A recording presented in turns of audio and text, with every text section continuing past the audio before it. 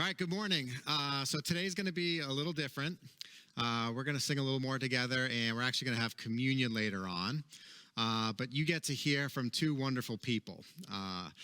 They truly are an inspiration to me, especially as we look at the final piece of discipleship that we're going to talk about today, which is to run with others. If you're new to church, we're so glad and honored you're here. If you've ever wondered whether there's really anything to this except a bunch of strange people giving up a Sunday morning to make themselves feel better about themselves, hopefully you'll catch a little bit of what it means to live with passion for something that's bigger than you. The Church of Jesus isn't what you might have heard about it, that it's just a place for a bunch of bigoted and self-righteous, holier-than-thou people to gather together to kind of look down on the rest of the world. The church is people who found hope and who are living in that hope, people who have caught the real heart of God for all people and who have started to run with purpose and passion. So in our closing time together, I want to encourage you with one more way in which we follow Jesus. We run with passion. And in order to run with passion, we run with others. Following Jesus it never will be about some private spirituality that you live just between you and God. In fact, it's practically all of it's not about you at all. Hebrews chapter 12, verses 1 and 2 says this: "Therefore, since we have such a large cloud of witnesses surrounding us, let us lay aside every hindrance and the sin that so easily ensnares us. And let us run with endurance the race that lies before us, keeping our eyes on Jesus, the pioneer and perfecter of our faith.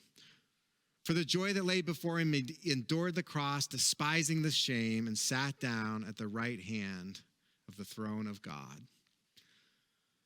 So just a few quick things. One, and then we'll get into a couple of these videos, then I'll come back and share the last couple. But first of all, the large crowd of witnesses. Today we're going to hear from just two of them. But think of the others that have gone on before. From those that have given their lives for Jesus or started these historically significant movements to those whose stories maybe who are a little less spectacular, but not any less faithful, as they gave everything to their Lord Jesus and to their fellow men and women. Think of those who are still doing it today. In fact, let's hear from a couple of them right now. Can you, just for anybody that maybe doesn't know you, can you just kind of tell us a little bit about you, about your family? My name's Maurice St. Clair. I've been coming here since '89, when we were down where the credit union is now. Started going there in '89, come to church here. Married for 54 years, right? That's supposed to roll right off the tongue, you know. No, it doesn't. It doesn't roll right off my tongue. When we first got married, we started taking foster kids. And we've had, off and on over the years, we've had 27 different foster kids in our house. At the end of our taking foster kids, when we were around 40, it got really hard to take them because when you get the kids, they were some screwed up with problems with social and psychological problems like that. So we decided to take some special needs kids, right? But we took quite a few special needs kids, but we ended up adopting 3. So we got David and Alex and Barbara, and that we adopted. And they're still living with us. Mm-hmm. They're still living with us. Got one biological daughter of my own. She's out in Michigan, doing very well. Got one foster daughter that we never really adopted, but she is my daughter. She lives in New Gloucester. So that's about the sum and total of my family. Lived in the area all my life.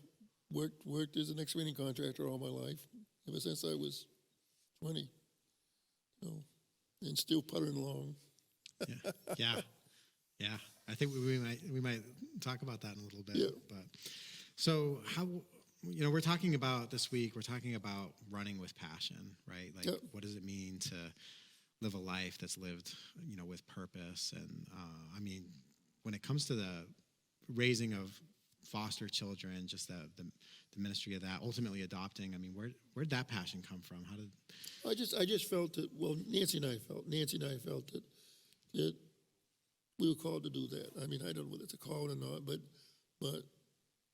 we're supposed to take care of those that less advantaged than we are, and we saw that opportunity, and we just did and more so because I'm not sure we'd have done it if we weren't Christians, but because we were Christians and trying to get back a little bit of the love that He gave us, and that's why we did it, And I'm going to tell you, there are days that are not easy.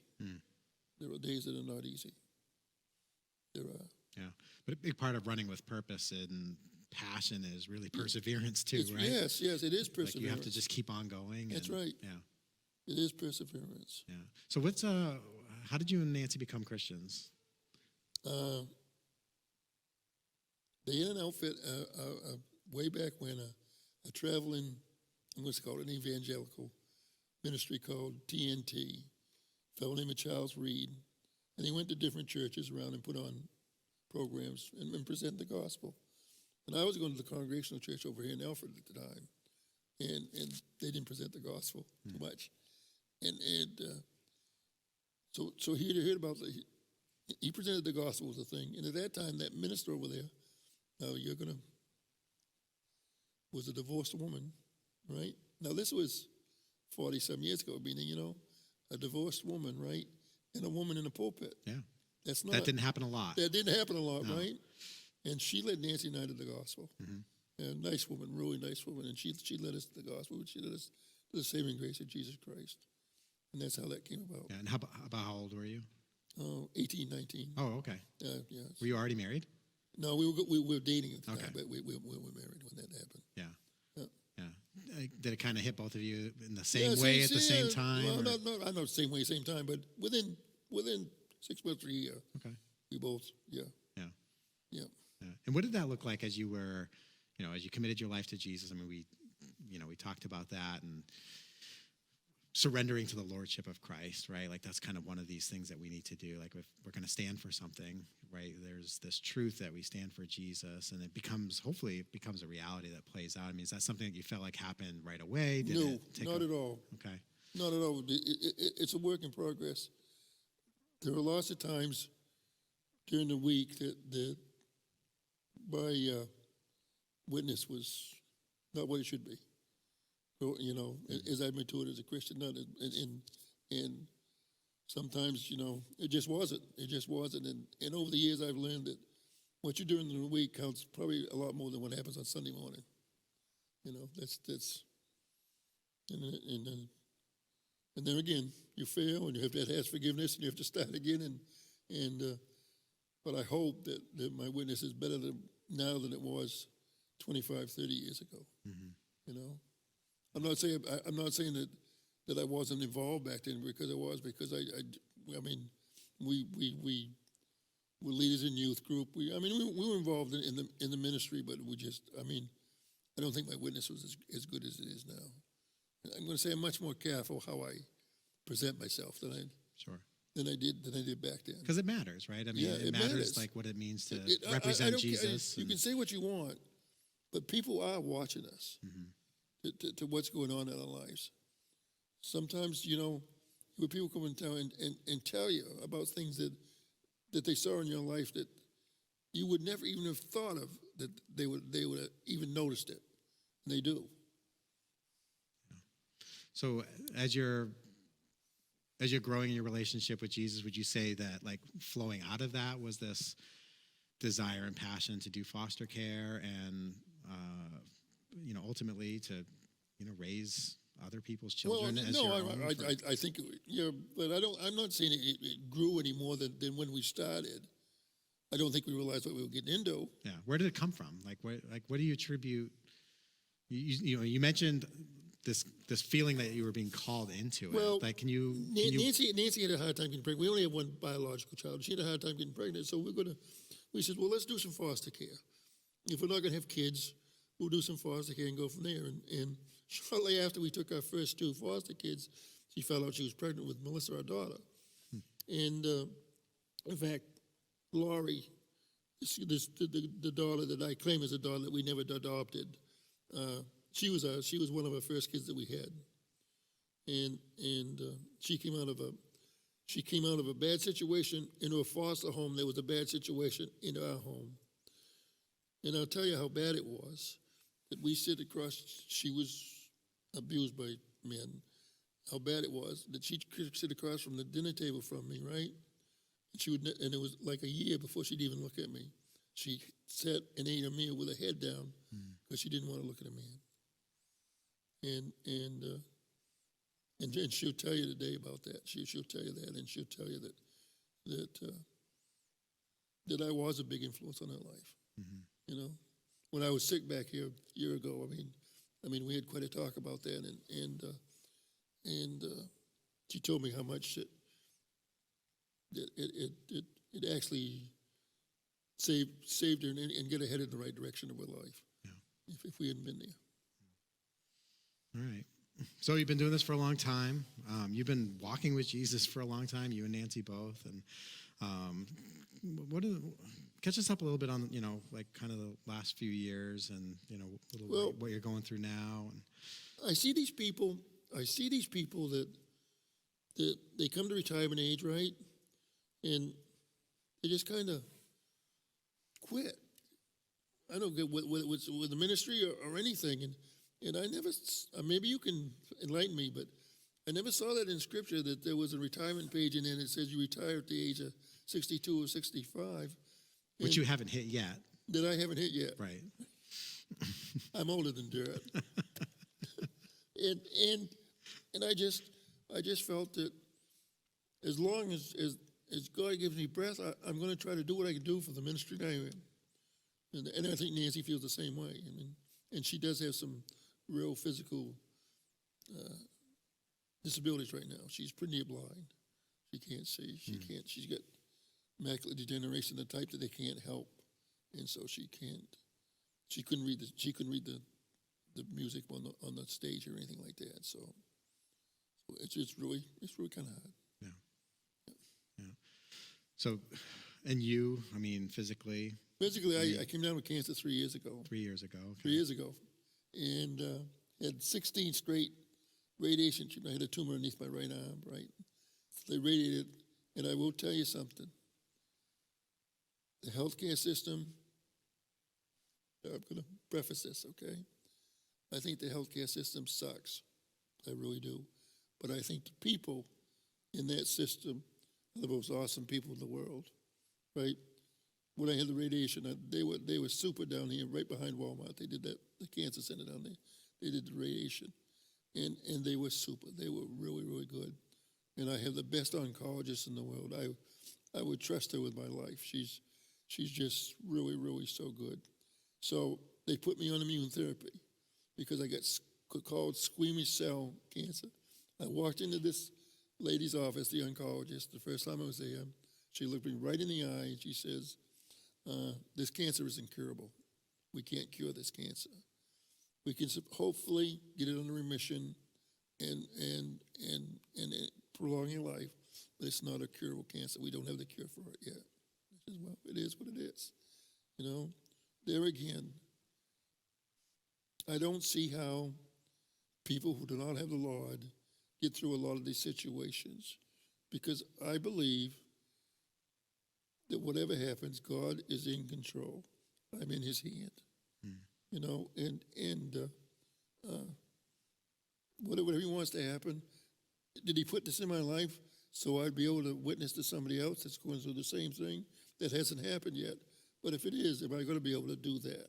You know, things like that. I don't have an answer why I got it. I don't have a clue. But there's a reason for it. I really believe there's a reason, and he knows what it is, and someday I'll be able to ask him. Yeah. So. Yeah, I mean, at this point, I mean, not everybody starts out there. And Nope. certainly you wouldn't have started out there, but at this point, and like you've come to know him enough that I don't know why, but I don't even need to know No, why, I don't right? need to know. Yeah. Now, I will tell you this.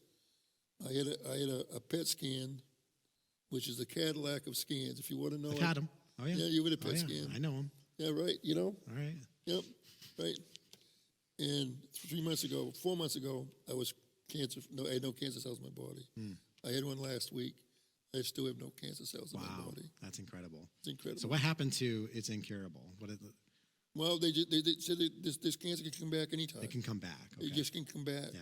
Because I know that, it's been a little bit of a roller coaster ride for us on this end that, doesn't know exactly all that's going on all the time. I can't even imagine the roller coaster ride for you because it was like there was times where it's, I feel like we were given, all right, Maurice has, I'm going to tell you, several months to live to, he's in remission. I've had some nights when I was really sick with it the first year.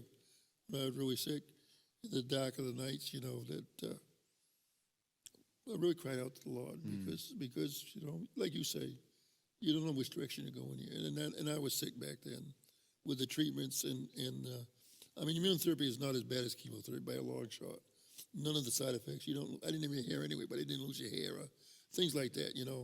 Didn't get really sick, but it did take a toll on my muscles. I have no muscle tone whatsoever. I'm just beginning to start to get some of that back. But there again, I just have to put my faith in what God is doing. Yeah. I don't know if I'm like overstepping my bounds or anything. You overstep whatever you want. It's just, I've known you for quite a while, right? For a long time. And I've seen you in these days of like, you've always been a little older than I am. A little. A little. But I've always seen you in these days of like, relatively great physical strength. Yeah. Right? And not that long ago where, it still looked like physically, you're on top of the world. Now you're sitting here, have a difficult time holding your head up and you're like everybody else now. You can barely sit through a sermon without falling asleep. That's right. And you show up and where most people your age have, they have retired and they are enjoying the golden years.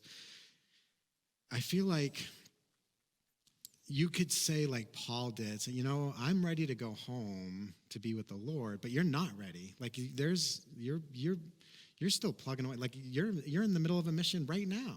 Oh yeah. Right? Like tell us a little bit about that.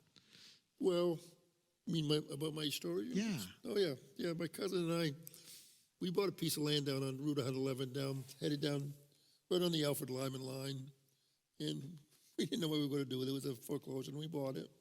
And so we put some storage units in. So we started this storage units, and I left it with the Lord. I'd go up on that, like Jim did here with this piece of property here when he prayed over this piece of property. I'd go up there and I says, Lord, this is yours. You do whatever you want with it. If it flies, it flies. If it doesn't fly, so be it. I was just trying to get a little more income for the kids that are still home if something happens to me, that Nancy would have a little more income than what I was able to provide her. And so we started the storage units, and it's done very well. In fact, I'm waiting for my third building to come the 7th of October, our third building, and the other ones are full except for 2 units right now. And we haven't done any advertising. We're going to put some advertising programs together and get some advertising going, and everything's been word of mouth. I rented one yesterday for a gentleman from Bridgewater, Mass. And to me, that's God's hand in it. Maybe it's not, but I believe it's God's hand in it because I think He's honored what I've asked Him to do. I just, Yeah. So when I read, I'm gonna die with my boots on. Maybe I'm not, but I'm not going to lay down and vegetate the rest of my life. That is, I don't think He put us in the face of the earth to do that. I think I'm not saying we shouldn't slow down. I'm not saying we shouldn't enjoy life. I'm not saying that at all. What I am saying, I don't think we just ought to throw in the towel and not do anything with the rest of our lives when we get to be retirement age, you know? You know, if I go way back, I had a desire for missions. I didn't know what it looked like to even have that desire, but I had that desire, and I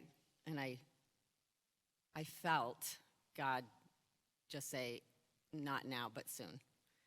And I didn't know what that meant too at the time, but it gave me peace in the waiting, I guess. And so fast forward 10 years, 12 years, I had an opportunity to go into Mexico.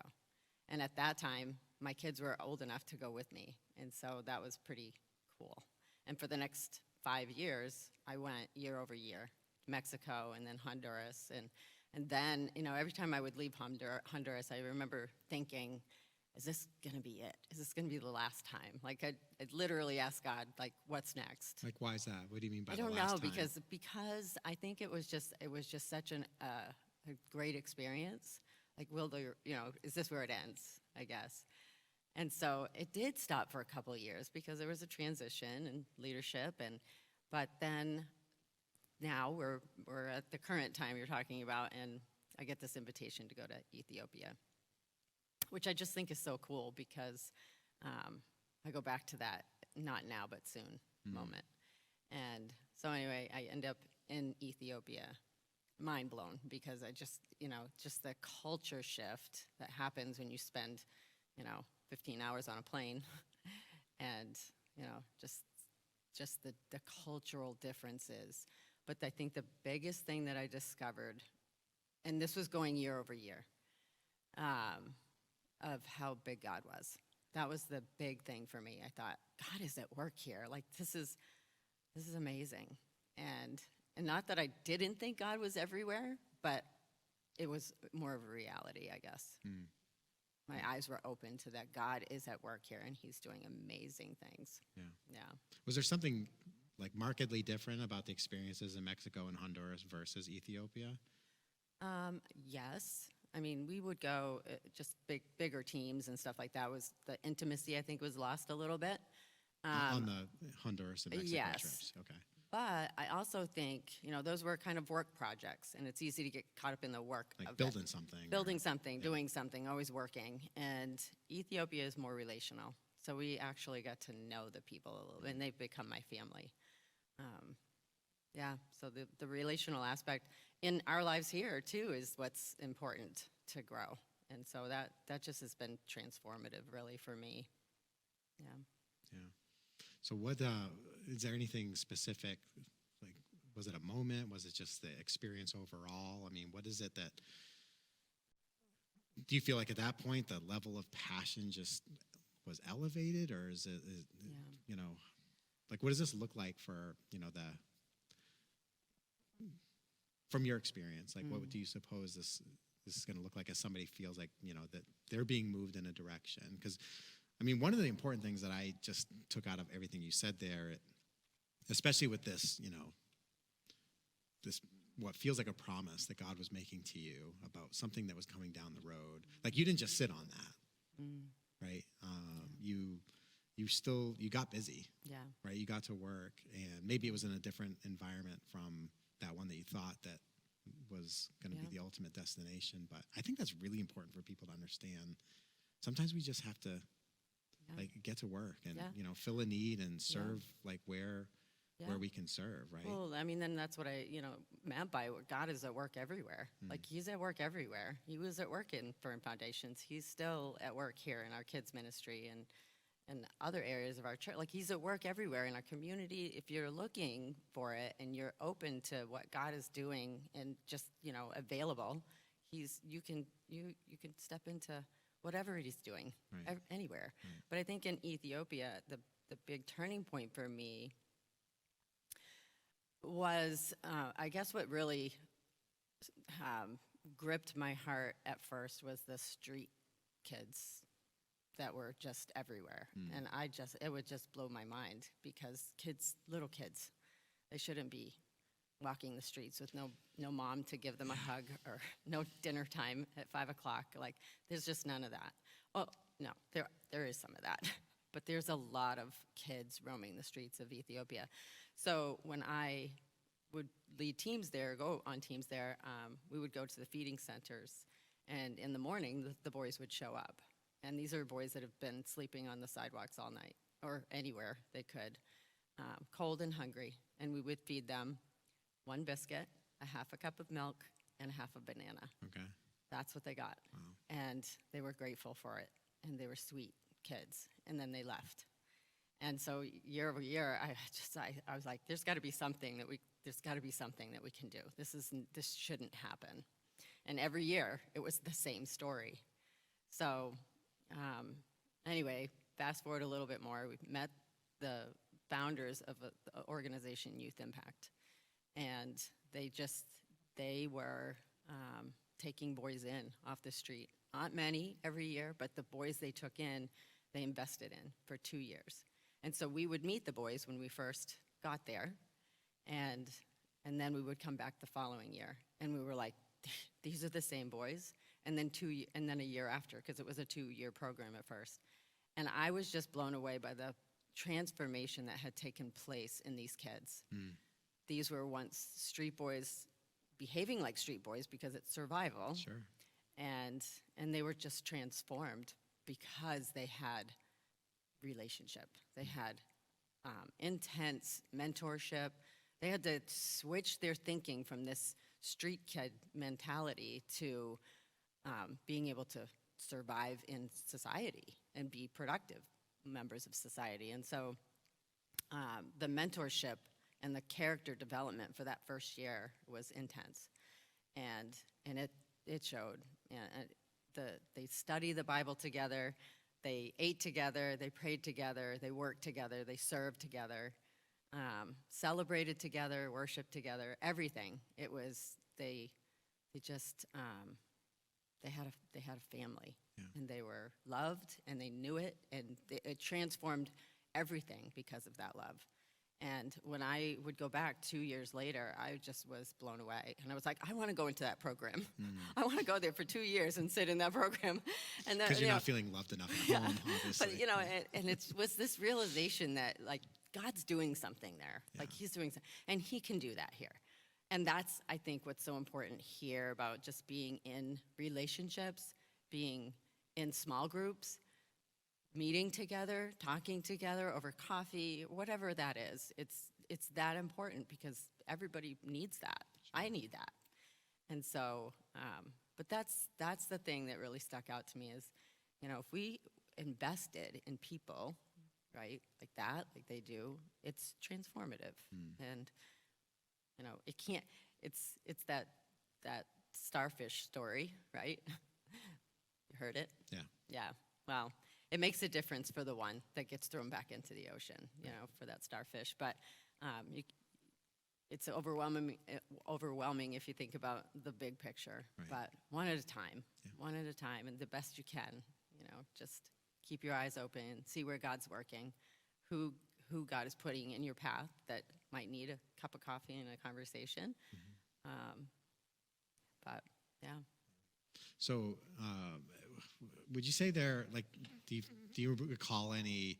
Because I'm looking at you today. It's like, here's Terri, just full of this passion and drive.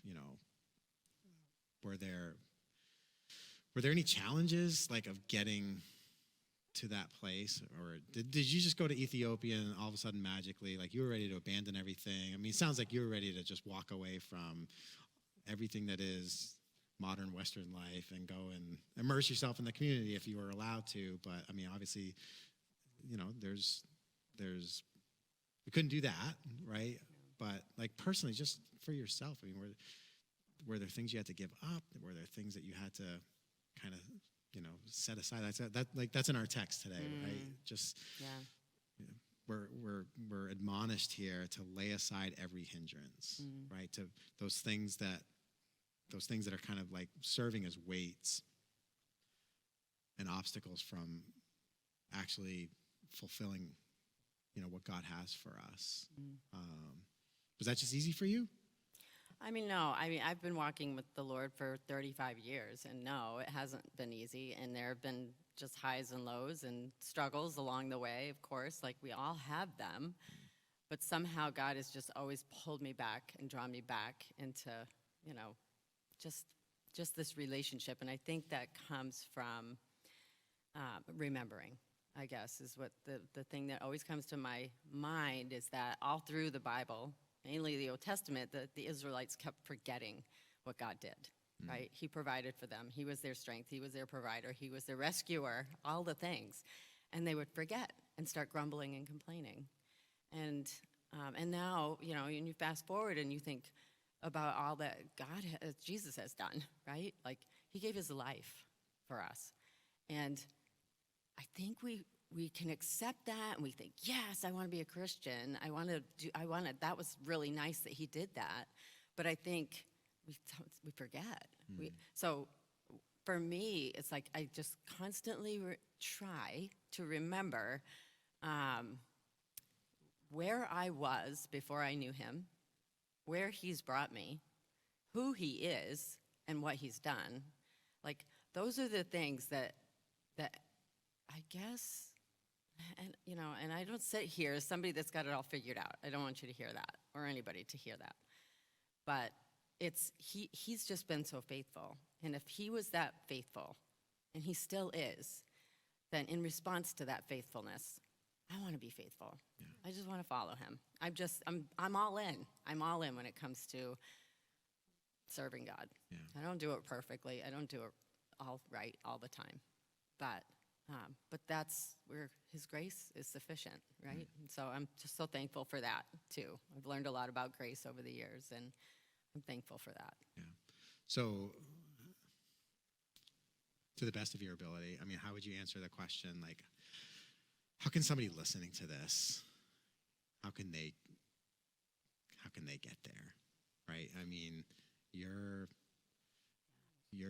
a little bit of an exception to the rule, you know, unfortunately. I mean, I just think that's the reality of the experience for most of us is that we tie ourselves up, you know, for good and bad, right? But we tie ourselves up with all kinds of things that distract us from the main thing of serving God with all of our heart and serving others, you know, out of a love for God and a love for other people. Yeah. And it's not that we're sitting there like unwilling or unwanting to do better. Like, you know, I want to love God more, and I want to love my neighbor, and I'd love to figure that out. But it's like, then my mind starts racing toward all the other stuff that I have to do. Yeah. How do you, if you're sitting across the table having that cup of coffee with a young lady, a younger version of Terri, or a handful of people, like, what do you tell them to help jumpstart kind of that? Yeah, I mean, I've been there. I've been that place where I just don't even know what the next step is. I don't know what to do, but I have learned that the disciplines of the faith, the disciplines are important, and the biggest thing is just to pray, just to ask God to help you start. What's that? That doesn't take a lot of effort. It just starts here. It starts in the heart and having that desire to want to follow Christ, and then just ask him what that looks like. Like, I need help with that. And then, you know, as you are walking with him, he shows you more and more, and he teaches you more and more along the way. Like, I look and read things now, and I think, how did I miss this? How did I not know that? And it's like, he's not going to show you what he wants you to see when you're not ready.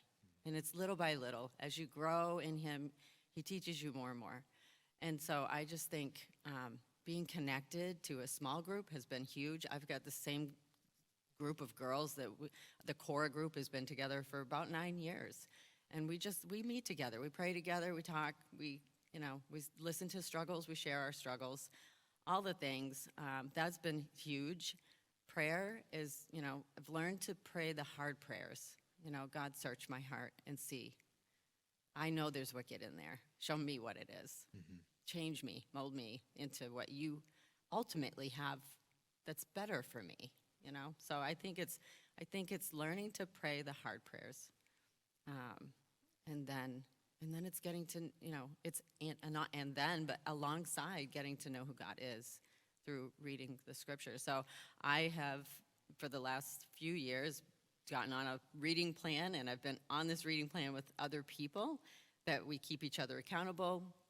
It's reading through the Bible in a year. So, and that's just been wonderful. It's been fun. It's been it's just shown me more and more of who God is. And that's been huge.